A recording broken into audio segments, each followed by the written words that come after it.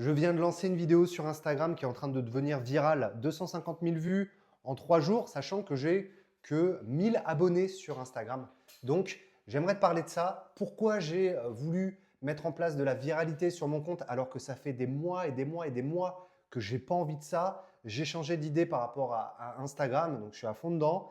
Je vais t'expliquer un petit peu pourquoi ce contenu est devenu viral, comment toi aussi tu peux justement répliquer ça avec du contenu viral. Parce que faire du contenu viral, ce n'est pas si compliqué que ça sur les réseaux sociaux. Pendant un certain moment, j'avais ce qu'on appelle le syndrome de la blouse blanche. En tout cas, c'est comme ça que je l'appelle.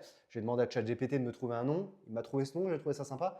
Donc, j'aimerais te parler de ça. Qu'est-ce qui m'a poussé justement à vouloir créer de la viralité?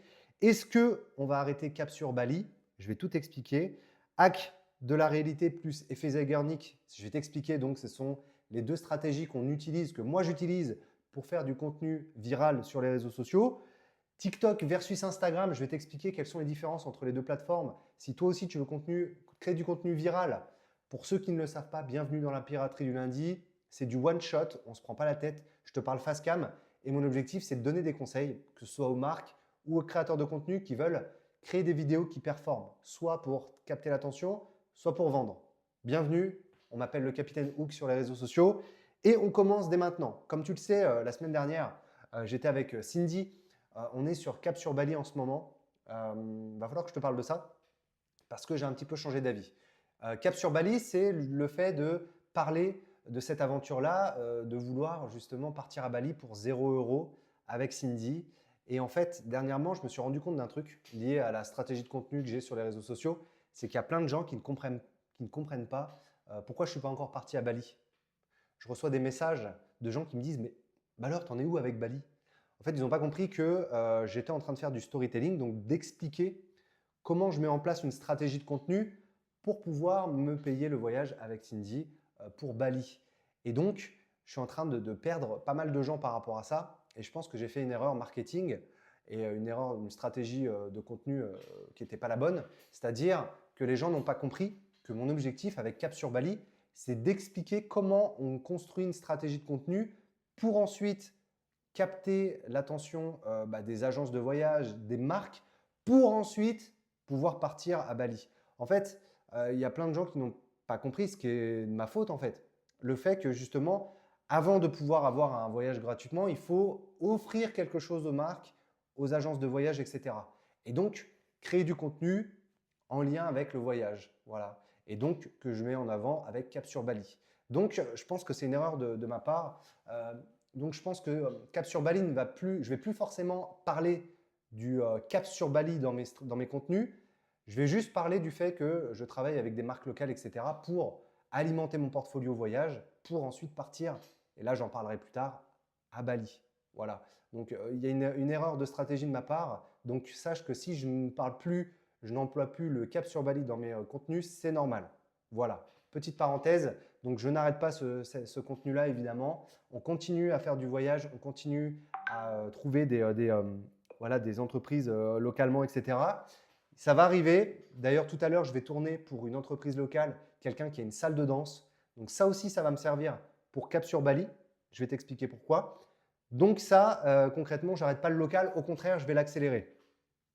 Deuxièmement, j'ai donc créé un contenu viral sur les réseaux sociaux. Est-ce que tu l'as vu passer?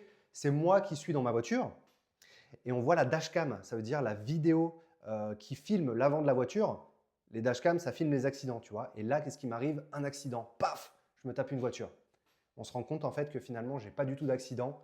L'appel à l'action à la fin, c'est juste abonne-toi à mon compte. Je suis créateur de contenu pour les marques, contenu vidéo. Et en fait, on se rend compte que tout est faux et que justement, mon objectif, c'était de capter l'attention. Donc, sache que tu peux reproduire ce type de contenu. Mais pourquoi, pendant des mois et des mois, je n'ai pas créé ce type de contenu? J'ai eu beaucoup de discussions avec des créateurs de contenu autour de moi, notamment Cindy, on en a parlé pas mal. J'ai discuté aussi avec des Avengers. On a parlé du fait que pour moi, créer du contenu viral, ce n'était pas la bonne solution. En fait, je pense que je me trompais parce qu'il y a quelque chose que je n'avais pas compris au niveau de l'algorithme d'Instagram récemment. C'est qu'en fait, quand tu crées un contenu viral, ça crée pour les prochaines vidéos pas mal de visibilité. Et en fait, je me disais, si je crée un contenu viral, les gens vont vouloir que de ça en fait. En fait, pas du tout. Tu peux créer un contenu viral et ensuite derrière, ça va booster tes autres vidéos. Et je me rends compte de ça en fait.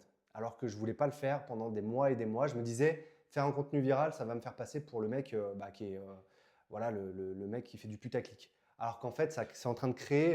Là, actuellement, je suis à 250 000 vues et les autres vidéos sont à 7 000, 4 000, alors que je faisais du 800 vues précédemment. Donc en fait, je me rends compte que de faire du contenu viral, c'est en train de servir mon compte.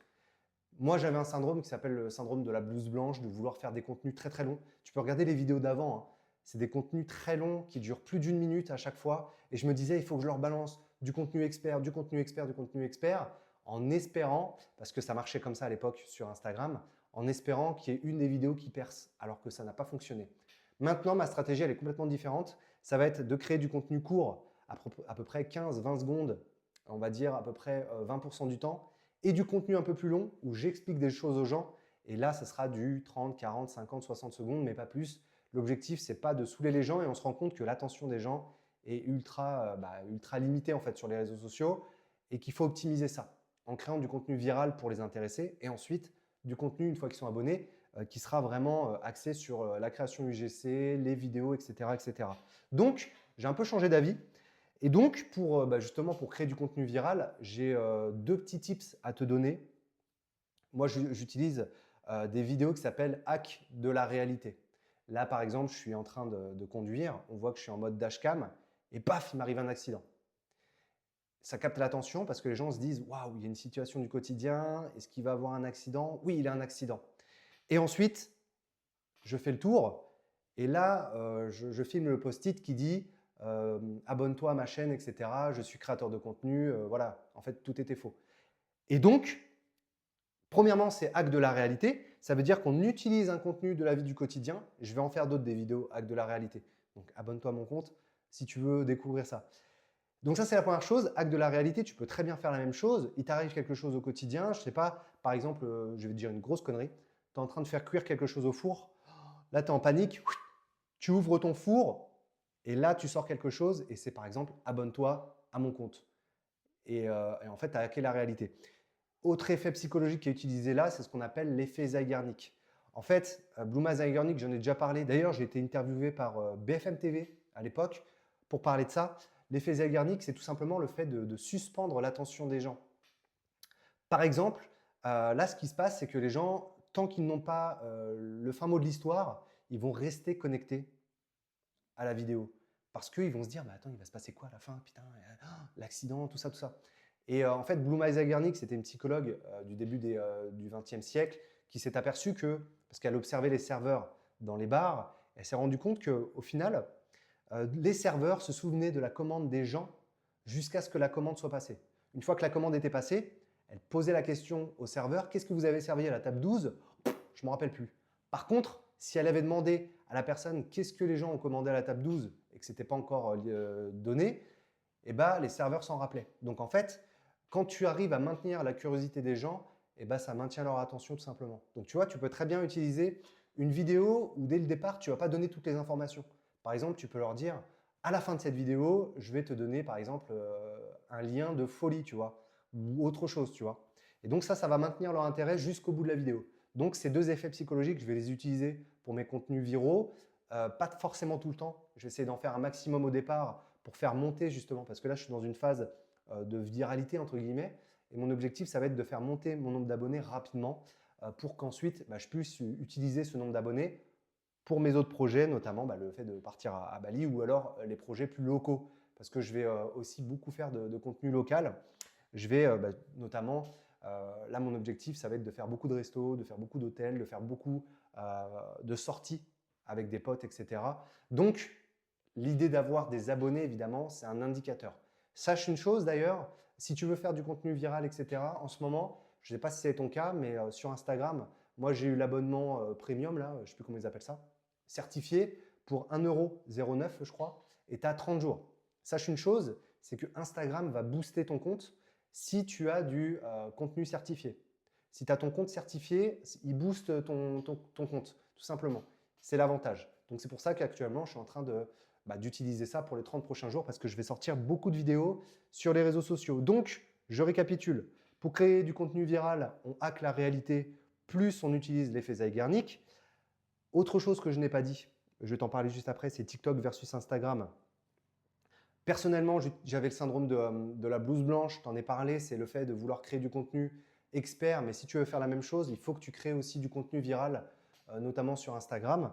Donc ça, j'oublie. Cap sur Bali, on continue, mais évidemment, les gens n'avaient pas compris l'idée, donc je vais revoir un petit peu la manière de présenter les choses. Le contenu UGC local va arriver très prochainement, je vais faire pas mal de contenu, je vais tout te présenter. Et enfin, je voulais juste terminer sur TikTok et Instagram. Je me suis rendu compte d'un truc. Si tu veux percer sur Instagram, parce que j'ai étudié beaucoup de comptes Insta pour me dire, OK, je vais faire du contenu viral, qu'est-ce qui fonctionne sur Insta et TikTok. Sur TikTok, il faut savoir que tous les contenus que je poste, il n'y en a aucun qui perce. Et je me suis rendu compte d'un truc, c'est que sur TikTok, ils cherchent de l'authentique. Sur Instagram, ils cherchent du travaillé.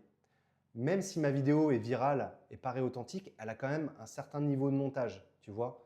Sur TikTok, les vidéos qui percent, ça va être des contenus beaucoup plus face cam où les gens discutent avec leur audience de sujets, tu vois. Ils vont capter l'attention grâce à ça. Sur Instagram, ça va être des contenus beaucoup plus cutés, beaucoup plus courts et beaucoup plus travaillés, même s'il y a un fond justement de viralité et de psychologie derrière, tu vois. Donc, très important, si tu veux percer sur TikTok, il faut aussi que tu utilises beaucoup TikTok, le système pour monter tes vidéos, ça marche très très bien en interne. Sur Instagram, il va falloir que tu travailles beaucoup plus tes vidéos, que ce soit beaucoup plus aussi centré sur ton personal branding. Si je crée une vidéo TikTok où je parle du fait que ma grand-mère s'est fait renverser, en face cam, ça fonctionnera même si c'est sur mon compte marketing. C'est ça qui est fou. Parce que justement, le contenu n'est pas aussi niché. C'est pour ça que je ne fais pas beaucoup de contenu sur TikTok. Ça ne m'intéresse pas parce que ce n'est pas assez niché. Donc voilà, j'espère que cette petite piraterie du lundi t'a plu. Je continue. Très important aussi évidemment, c'est de créer du contenu encore et encore et encore et encore. Donc là, je suis en train de bombarder au niveau contenu sur Instagram pour justement continuer sur cette lancée là de viralité parce que l'algorithme aime être nourri. Il aime comprendre que tu es avec lui et que tu travailles pour lui, donc il faut produire de la vidéo. Je ne me prends pas la tête. Je prends vraiment, et ça je t'en parlerai peut-être la prochaine fois, mais Instagram, actuellement, je le prends comme un laboratoire. Je teste plein de choses, je balance, je ne me prends plus la tête. C'est vraiment ça ma philosophie en ce moment. Balancer du contenu, voir ce qui fonctionne, créer, faire des trucs courts avec du montage, une bonne musique et envoyer, tu vois, avec une bonne description et basta, tu vois. Et je vois ce qui fonctionne. Il y a des contenus qui ne vont pas fonctionner évidemment. Je vais ajuster. Je regarde la courbe aussi. Je pourrais t'en parler. Je ferai peut-être une masterclass sur ça, sur la courbe justement de rétention, voir à quel moment les gens ne regardent plus la vidéo. Et j'ajuste par rapport à ça. Voilà. Merci à toi. On se dit à très bientôt pour une prochaine vidéo. Ciao!